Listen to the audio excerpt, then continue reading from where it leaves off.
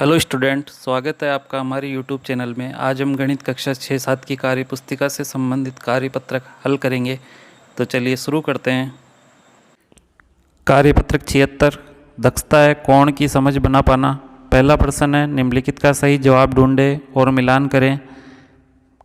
वह कोण जिसकी माप एक समकोण के माप से अधिक हो, तो अधिक कोण होगा, अधिक कोण से मिलान करें।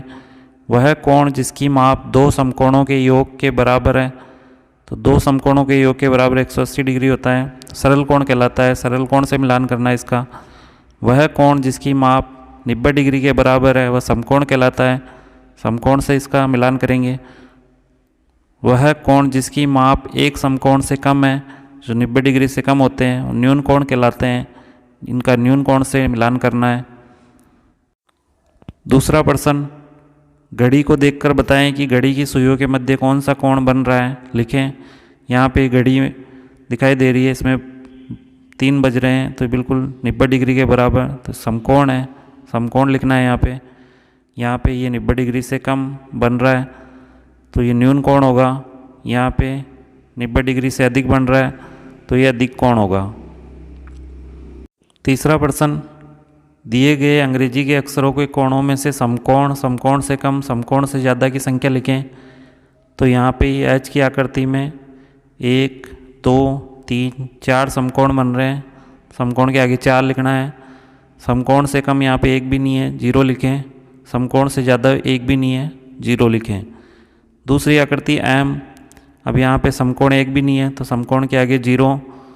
समकोण से कम यहाँ पे 2 कोण है, एक और एक 2, यहाँ पे 2 लिखना है। समकोण से ज़्यादा ये वाला कोण है, यहाँ पे 1 लिखना है। चौथा प्रश्न, निम्नलिखित आकृतियों में कोणों को चांदी की सहायता से माप कर उनकी माप लिखें। यहाँ पे चांदी की सहायता से इन कोणों को मापेंगे। पहला है 60 डिग्री, दूसरा 80 डिग्री, तीसरा 90 डिग्री, चौथा 120 डिग्री, पाँचवा 60 डिग्री और छठा 80 डिग्री। आप चांदी की सहायता से इनकी माप देखकर ही इन प्रश्नों को हल करें। कार्यपत्रक 77, दक्षता है मापन की विभिन्न इकाइयों को समझ पाना। पहला है, खाली बॉक्स भरें। 20 मीटर बराबर कितने सेंटीमीटर होंगे। इसके लिए 20 को गुणा करेंगे 100 से, क्योंकि 1 मीटर बराबर 100 सेंटीमीटर होते हैं, तो ये हो जाएगा 2000 सेंटीमीटर। 35 मीटर को 100 से गुणा करेंगे, ये हो जाएगा 3500 सेंटीमीटर।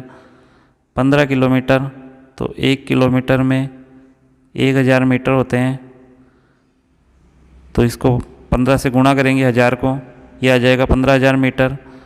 2000 मीटर है, ये कितने किलोमीटर होगा, इसके लिए 1000 का भाग लगा देंगे, तो 2 किलोमीटर उत्तर आएगा।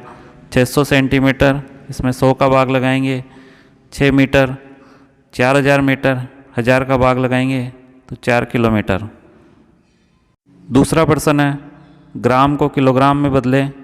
तो 1 किलोग्राम बराबर 1000 ग्राम होते हैं, उस आधार पे इनको हल करेंगे। 2000 ग्राम का हो जाएगा 2 किलोग्राम और 0 ग्राम। 3500 ग्राम का हो जाएगा 3 किलोग्राम 500 ग्राम।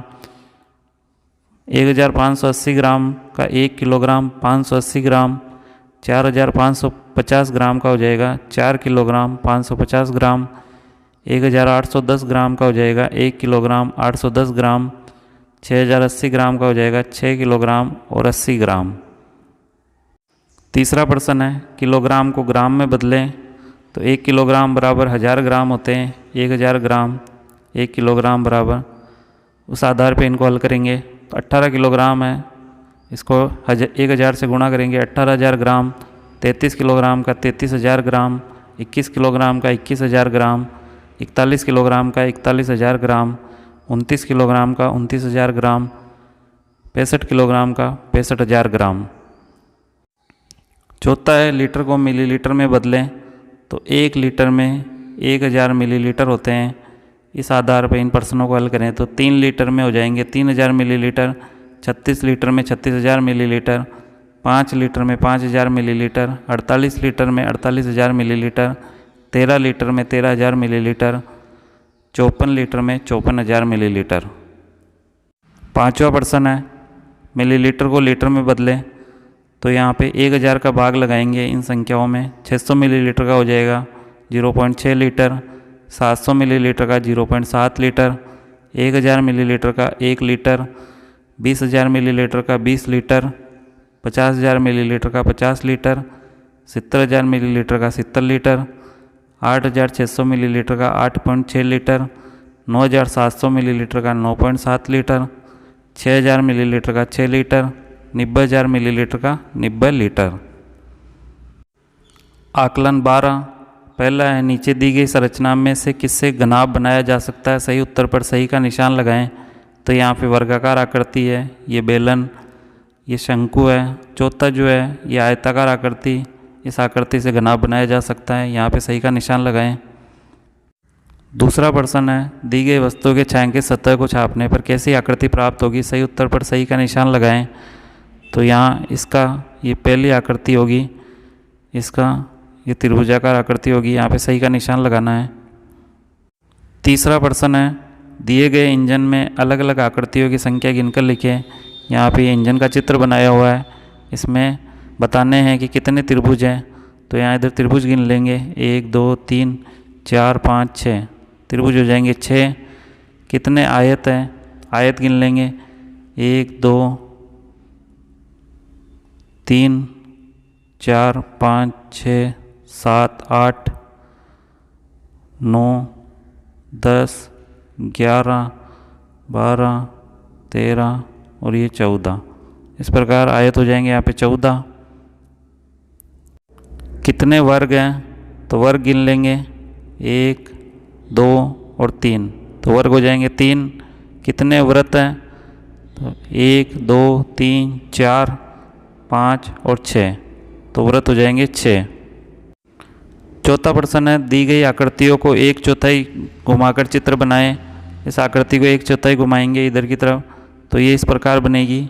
इस आकृति को 1/4 घुमाएंगे तो ये इस प्रकार बनेगी। पांचवा है, निम्नलिखित आकृतियों में कोणों को चांदी की सहायता से मापकर उनकी माप लिखें। तो यहाँ पहला कोण मापेंगे 45 डिग्री, दूसरा 70 डिग्री, तीसरा 75 डिग्री, चौथा 110 डिग्री, पांचवा है 60 डिग्री और छठा 65 डिग्री।